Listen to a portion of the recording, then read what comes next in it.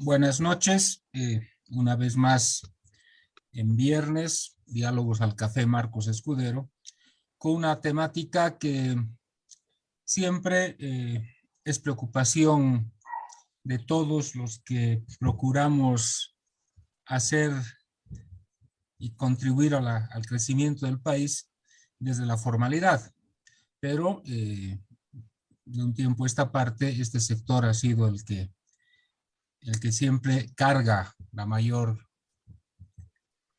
mayor peso de la carga, de manera de que creo que es importante poder analizar a fondo cómo podríamos reformar este sistema tributario dentro de la posibilidad de ampliar su universo y no solamente apuntar a los que nos movemos en el mundo de la formalidad.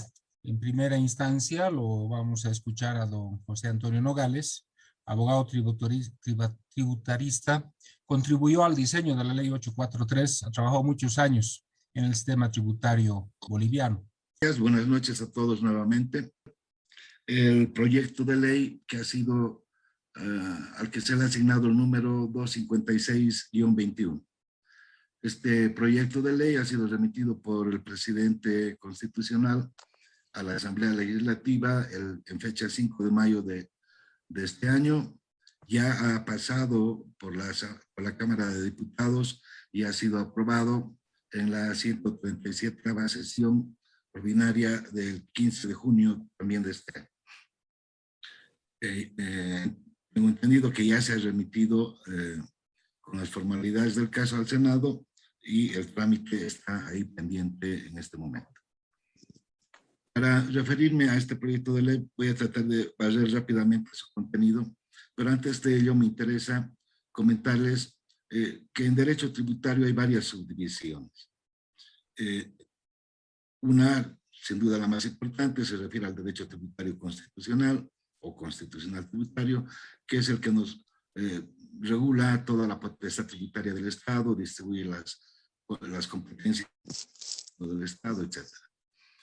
Hay una rama dentro de estas subdivisiones que se denomina derecho tributario sustantivo, que es se refiere al cuerpo legal, a la doctrina y todos los elementos jurídicos que tienen que ver con la creación de la obligación tributaria y cómo se extingue esta obligación tributaria. En nuestro caso, esto se ha instrumentalizado a través de la ley número 843. Esta es la ley que tiene los puestos que rigen en el país a nivel nacional.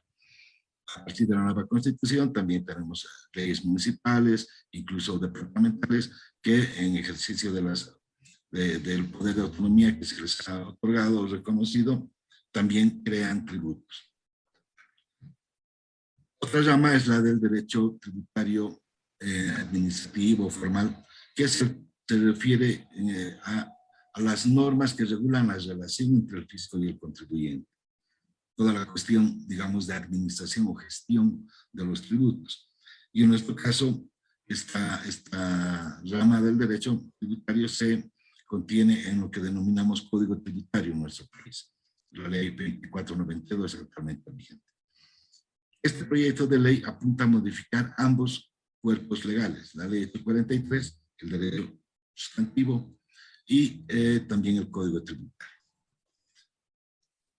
En la exposición de motivos de este proyecto de ley se habla se reconoce que hay una tremenda y terrible mora tributaria en el país. Entiendo que actualmente se la estima en 55.000 millones de bolivianos. Si comparamos con lo que se ha recaudado el año pasado, 35.000 millones, la mora es mucho mayor que lo que se recauda. Es decir, se ha ido acumulando en el tiempo la deuda de los contribuyentes y, consecuentemente, la insuficiente acción de la administración tributaria para recaudar esos tributos. Y estoy hablando solo del nivel nacional. Estas cifras no incluyen tributación municipal ni departamental. También se hace énfasis en el proyecto de ley en la inequidad que habría en el trato tributario a los profesionales independientes. Al respecto, es interesante comentarles que En realidad, la equidad hay que buscarla no por sectores como los profesionales independientes, sino en este caso con relación a las personas naturales y la renta que obtienen y la gravabilidad de esa renta. En el país tenemos el siguiente problema. Siendo que todas las personas naturales salimos cada día a tratar a obtener recursos para mantener nuestras familias y a nosotros mismos, se entiende bajo el principio de equidad que todos deberíamos estar sujetos a un régimen tributario similar. No digo idéntico o igual porque luego se aplicarán otros principios como el de progresividad, que hace que quien tiene más ingresos o rentas tribute más, etc. Pero deberíamos estar todos en un mismo global y general sistema de tributación sobre nuestras rentas. En Bolivia tenemos en este momento, evidentemente, a los profesionales independientes y a quienes ejercen oficios también de manera independiente, alcanzados por el IUE. A los dependientes y otras personas naturales independientes, por ejemplo, una persona que alquila una vivienda, no tiene otra actividad económica que alquilar una vivienda y vivir de ese alquiler. Estos están alcanzados por el RCI-IVA.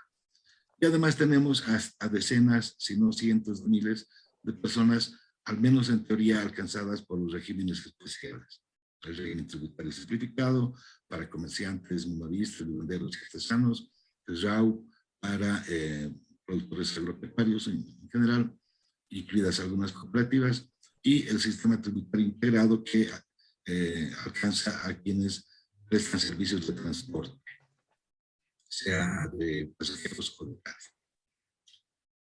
El proyecto de ley hace énfasis en su exposición de motivos en la inequidad que existiría entre los profesionales independientes que están en el IUE y las otras personas naturales independientes, como la del ejemplo de los alquileres, que están en el RCI.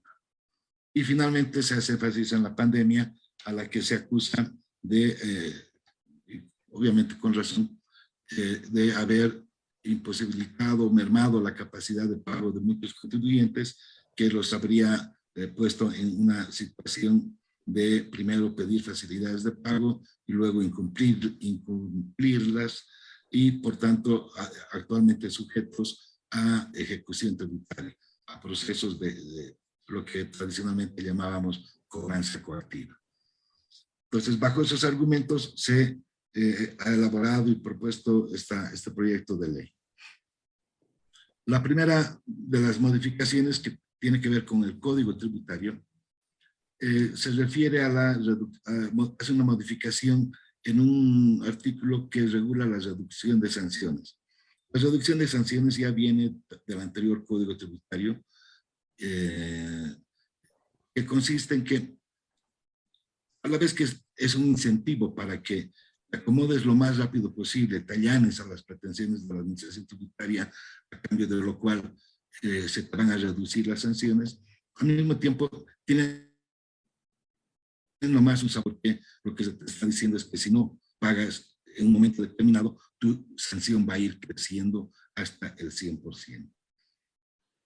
Actualmente, la reducción de sanciones en su primera etapa llega a partir de los 20 días inmediatamente siguientes a la notificación con la vista de cargo, que es la primera actuación de la administración tributaria cuando realiza un proceso determinativo. Es decir, cuando vienen a fiscalizar o verificar, te piden documentos, los evalúan, los analizan y te emiten una vista de cargo. Es un creo que me debes. Uno hace descargos y emiten ya su acto definitivo, que es la resolución determinativa, que es ya, ahora sí estoy seguro que me debes tanto. En la primera etapa actualmente, en este momento, porque esto todavía no es ley, sigue siendo proyecto de ley, si yo pago hasta el día 10 siguiente a la notificación con esa lista de cargo o con un auto inicial. El auto inicial se refiere a los procesos sancionatorios que se inician contra el contribuyente en los que no hay un tributo en discusión, una deuda tributaria. Entonces solamente se va a disponer una sanción para el contribuyente, no un tributo emitido. En cualquiera de ambos casos, reitero, hasta el día 10 actualmente, si hago el pago, no se me aplica sanción, eso se llama arrepentimiento eficaz. Y luego del día 10 para adelante ya empieza una escala de incentivos, como decía, que con esta modificación se modifica ese plazo de 10 días a 20 días. Esos 10 días, conforme al Código Tributario, se computan hasta 10 días como días hábiles.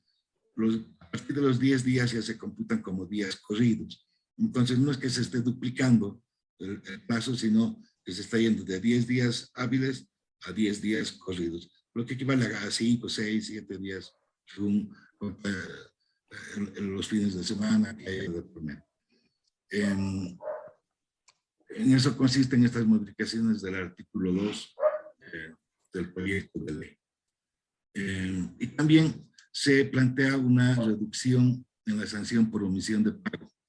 En la literatura clásica se denomina o se distingue entre la evasión, que es el mero hecho de no haber pagado en cantidad, en forma y en tiempo oportuno su tributo, de lo que es la defraudación, que es lo mismo, solo que se entiende, y hay que demostrarlo, que esto ha ocurrido con dolo. O sea, que no es una mera negligencia o un error de interpretación de la norma, sino que ha habido una actitud dolosa, llevar doble contabilidad, ese tipo de actividades.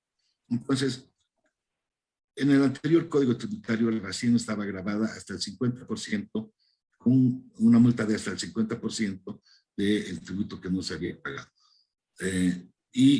La defraudación con un 100% más pena privativa de libertad. En el anterior código se igualaron, por alguna razón que yo no la conozco, y en ambos casos, a la evasión que se la pasó a llamar omisión de pago y a la defraudación que se la sigue llamando defraudación, se les igualó la sanción al 100%. La única diferencia era que si te encontraban dolo, si se podía demostrar dolo en tu conducta, entonces tenías además una pena privativa de libertad. Preguntarán ustedes cuántos han ido a la cárcel. Ni con el anterior ni con este código ha ido que sepa nadie por defraudación de tributos. En contrabando sí han habido algunos casos, pero en materia de imposición o tributos internos yo no conozco ninguno. Lo que se está haciendo con este proyecto de ley es reducir la sanción por omisión de pago del 100% al 60%, casi igualando, digamos, al anterior 50%.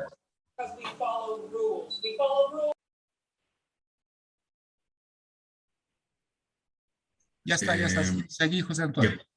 Gracias.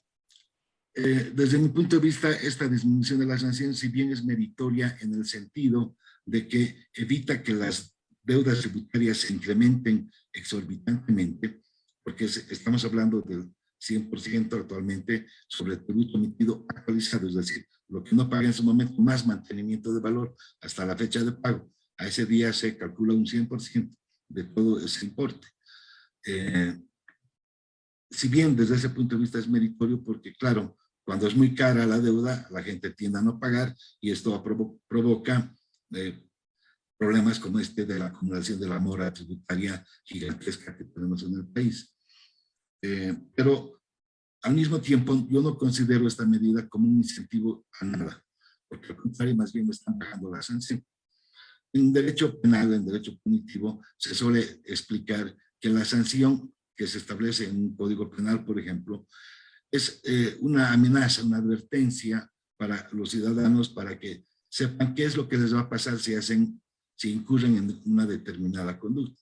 Aquí lo que me están diciendo es, si omites tus impuestos, ya no vas a tener una sanción del 100, sino del 60%. Es decir, habría un efecto más bien inverso desde ese punto de vista. Yo no justifico el 100% de la actual sanción, pero a lo que quiero ir es a que no veo que esto vaya a mejorar las recaudaciones, y una de las preguntas que teníamos que intentar absolver en este evento era si estas medidas iban a tener algún impacto fiscal. Yo no creo que tenga ningún impacto fiscal, aunque reitero, me parece bien que se esté disminuyendo la sanción, ya más bien desde el punto de vista del contribuyente, no desde el punto de vista del fisco.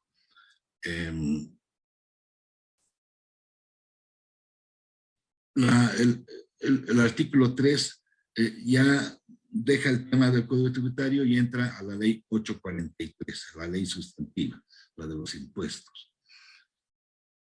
Originalmente la ley 843, allá en los años 80, cuando fue aprobada, incluía en el RCIVA, en aquel tiempo es que se creó el RCIVA, el año 86, incluía a los profesionales independientes y a otras personas que ejercían actividades económicas, oficios, también desde una práctica independiente. Ha sido con la ley 1606 de diciembre del año 1994, que se ha empezado a aplicar a partir del año 95 hasta la fecha, que los profesionales independientes y quienes ejercen oficios de manera independiente han sido traspasados al IUE. Mucha gente decía que se les empezó a dar un trato como empresas a los profesionales independientes. Desde mi punto de vista, eso no es cierto, porque nunca se les ha pedido que cumplan las formalidades propias de una empresa, es decir, no están obligados a llevar contabilidad o registros como los que las empresas tienen que cumplir, las personas jurídicas. Pero se los llevó al IUE para que paguen bajo un sistema de una renta presumida. Se presumía, o se presume actualmente, que el 50% de los ingresos, después de netear el IVA, es la renta o la utilidad grabada. Y sobre ese 50% se aplica la alícuota general del 25%, porque en otras palabras quiere decir que pagan 12,5%, pagamos los profesionales independientes sobre nuestra utilidad presumida. Con este proyecto de ley, los profesionales independientes estaríamos volviendo al RCIVA. En el antiguo sistema, en el anterior sistema, cuando estábamos sujetos al RCIVA, el tratamiento que teníamos conforme a la reglamentación que estaba vigente en ese momento era que evidentemente descontábamos el IVA y sobre el saldo aplicábamos, esa era la base imponible, aplicábamos el impuesto del 13% y ese impuesto resultante podíamos pagarlo con crédito fiscal por cualquier tipo de compras, cualquier tipo de compra que tengamos. Desde un punto de vista económico, eso quiere decir que si yo demostraba que el 100% de mis ingresos lo había gastado, entonces no pagaba el impuesto. Por eso es que se suele caracterizar al RCIVA como un impuesto al ahorro. Si no me gasto todo y ahorro algo, pago 13% sobre ese margen de ahorro. En el IUE el mecanismo es de algún modo diferente porque se paga, como acabo de explicar, el 12,5 sobre los ingresos que se ha tenido en una gestión anual, y se puede pagar el impuesto, a diferencia del RCIVA, que no hay límite, o sea, hasta el 100% con crédito fiscal. En el IUE solamente el 50% puede cubrirse con crédito fiscal y el otro 50% del impuesto liquidado tiene que pagarse en efectivo necesariamente.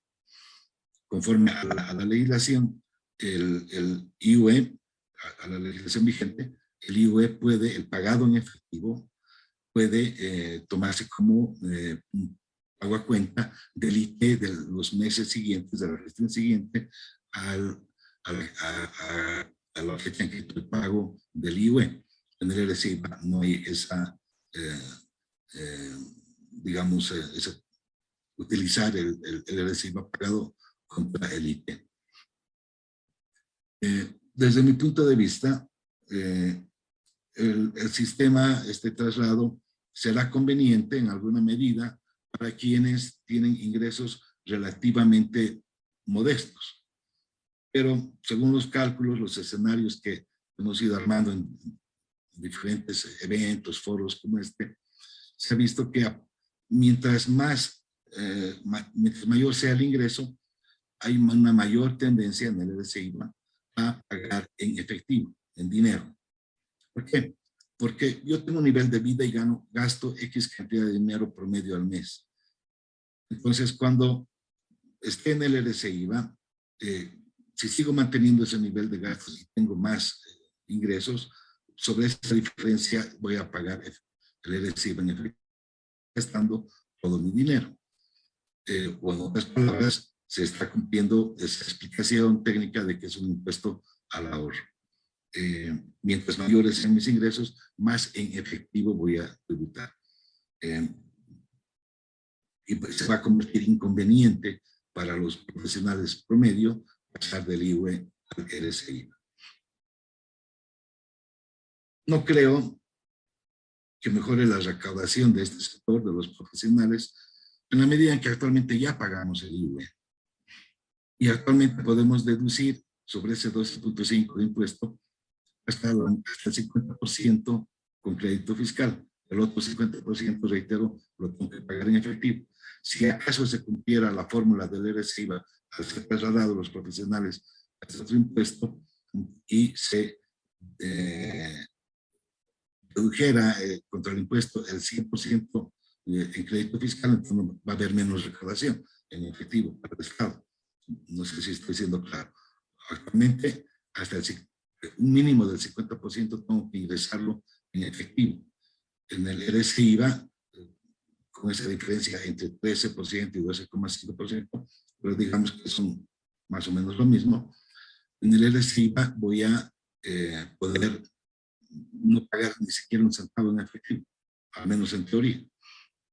Y entonces, no creo que mejoren las recaudaciones para el fisco con esta medida provenientes de este sector. También me parece interesante comentar que desde mi punto de vista,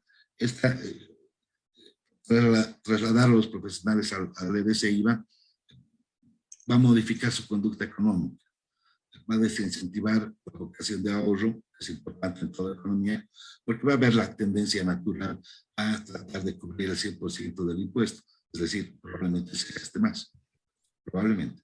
Salvo que, como se hacía antes, y fue una de las razones por las que se trasladó los profesionales al IVE, empiecen a pedir factura, es decir, le encarguen a su mamá, a su abuela, a su tía y demás parientes que no tributan, que jubilados, etcétera, que compren a su nombre, que pidan las facturas a su nombre para que él pueda usarlas para su impuesto. Pero si no ocurriese eso o fuese un fenómeno menor, va a haber una mayor tendencia a gastar y por tanto a ahorrar menos. José Antonio, te quedan 5 minutos, por favor. Perdón, gracias.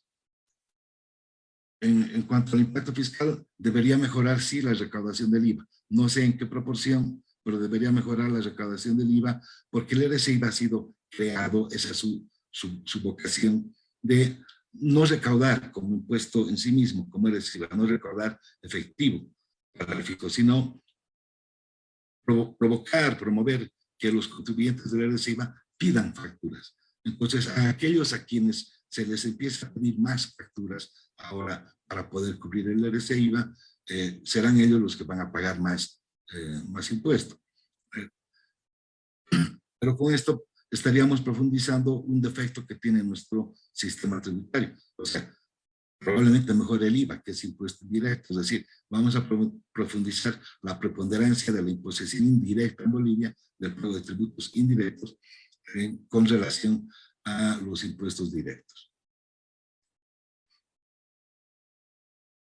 Hay otros temas a destacar, como por ejemplo una mayor carga administrativa.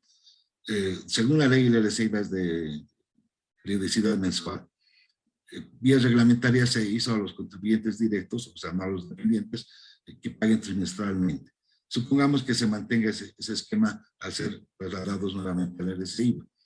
En ese supuesto, si yo actualmente con el IVE hago una declaración al año de IVE y lleno un formulario de facturas, con mi lista de facturas para ese pago que hago con crédito fiscal, en estos casos se va a multiplicar a una cantidad de 8 en total, porque cada 3 meses voy a tener que hacer 2 formularios. Entonces las interacciones con la administración tributaria, en vez de simplificarse, se van a incrementar. Y la simplicidad ya sabemos que es una virtud que deberíamos buscar en nuestro sistema tributario. En mi criterio, al fin de cuentas, no resuelve nada de la tributación de los profesionales independientes, tiene los efectos que acabo de mencionar, y en esto corresponde ratificar lo que se ha propuesto ya anteriormente, con relación a que la reforma del sistema tributario en Bolivia debería pasar sí o sí por la instauración de un impuesto a la renta de las personas naturales que, con las virtudes que he mencionado al principio, se aplique con carácter general a todas las personas naturales y con ello eliminar el IVA, eliminar los regímenes especiales, etc. En las disposiciones adicionales, lo que se hace es revivir los planes de pago que habían sido incumplidos con aquellos argumentos de los efectos de la pandemia, etc. Miren, desde el año 2006 tenemos ya 3 perdonazos consecutivos, este va a ser el cuarto. Perdonazo, ahora sí, entre comillas, no es lo mismo, ciertamente, pero es nuevamente un intento del gobierno de obtener, disminuir la mora, hacer que la gente pague sus impuestos. No sé cuál será el incentivo para que ahora sí funcione este revivir de los planes de pago incumplidos. En todo caso, si se cumplen, el beneficio va a ser eventual de una sola vez, es decir, la gente se acogería nuevamente a los planes de pago y pagaría algo, no sé en qué proporción la mora es demasiado grande para imaginar que va a ser sustancialmente reducida con este mecanismo, pero en todo caso va a ser por una sola vez.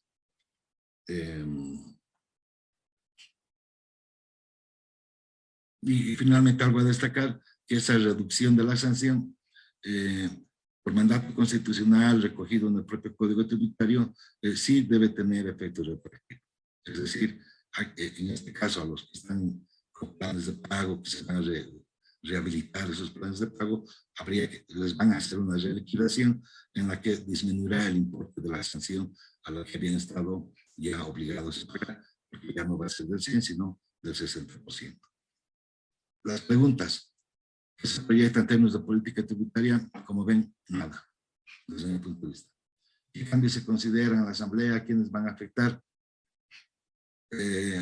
No veo ningún impacto en ningún sector que sea realmente positivo. ¿Mejorarán las recaudaciones? No. Al contrario, tal vez mejore un poco el IVA, pero el EBC-IVA va a seguir siendo de nula recaudación. ¿Qué será la base tributaria? No, porque no apunta a eso ni ofrece los mecanismos para ello. Aumentará la presión sobre los formales, eventualmente, en la medida en que los profesionales, teóricamente por lo menos, vamos a pedir más facturas a todos los que nos venden bienes o servicios. ¿Disminuirá la mora? No. Con eso, terminado esta parte. Gracias.